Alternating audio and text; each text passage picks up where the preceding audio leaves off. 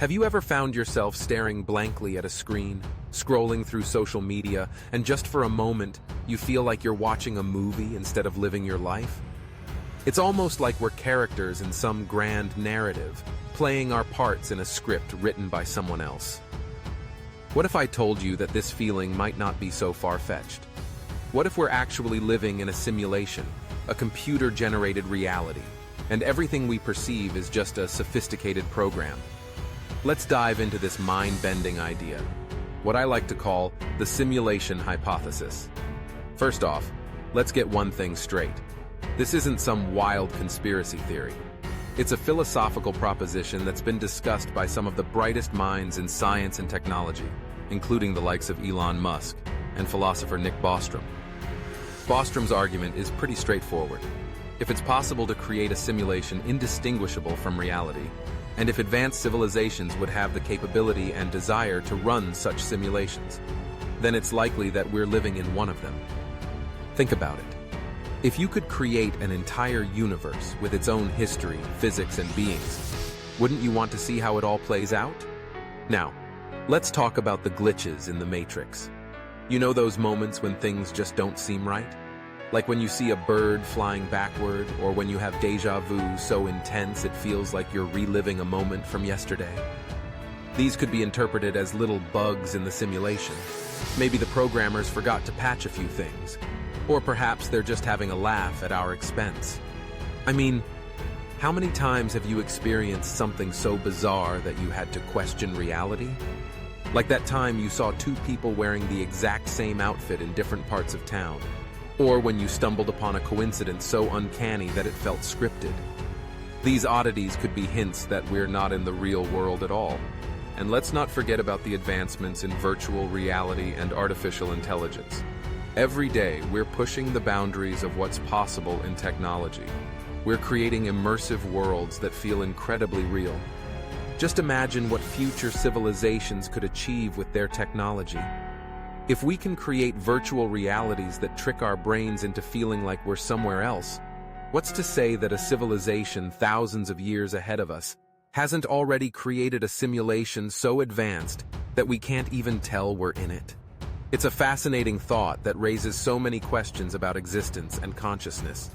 Now, let's switch gears a bit and talk about the implications of this idea. If we are, in fact, living in a simulation, what does that mean for our understanding of reality? Are we just characters in a game, with our lives determined by the whims of some unseen programmer? Or do we have agency within this simulation? If everything around us is a construct, does that diminish the value of our experiences, our emotions, our relationships?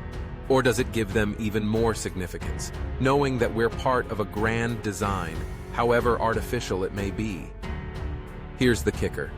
Even if we are in a simulation, it doesn't change the fact that we experience love, joy, pain, and loss.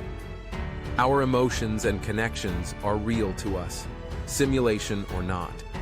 They shape who we are and how we interact with the world. So whether we're living in a computer-generated reality or not, we still have the power to create meaning in our lives. We still have the ability to find joy in the little things, to seek out connections with others, and to strive for our dreams. But what if we could break free from the simulation? What if we could find a way to hack the code? This idea has been explored in countless movies and books, from The Matrix to Inception. The thought of breaking through the veil of our perceived reality is tantalizing. What would we find on the other side? Would we be met with a harsh truth? Or would we discover a new layer of existence? It's a concept that's both thrilling and terrifying, and it keeps us questioning the nature of our reality.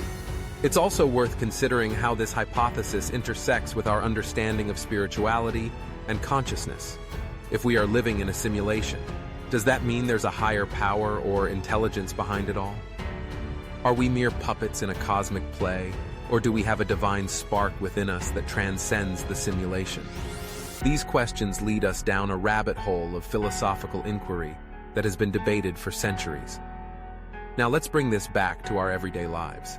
Even if we're living in a simulation, How can we make the most of our experiences? How can we find fulfillment in this potentially artificial existence? It starts with mindfulness and appreciation. Take a moment to look around you. Feel the warmth of the sun on your skin. Savor the taste of your favorite food. Cherish the laughter of friends. These moments, whether real or simulated, are what make life beautiful. So, as you go about your day, remember that you have the power to shape your own narrative, regardless of whether it's written by you or coded by someone else. Embrace the mystery of existence, and don't be afraid to question your reality. Whether we're living in a simulation or not, the journey we take and the connections we make are what truly matter. So, let's make this simulated reality one worth experiencing, glitchy moments and all. After all, if we're in a simulation, let's give the programmers something to marvel at. Let's live boldly, authentically, and with purpose.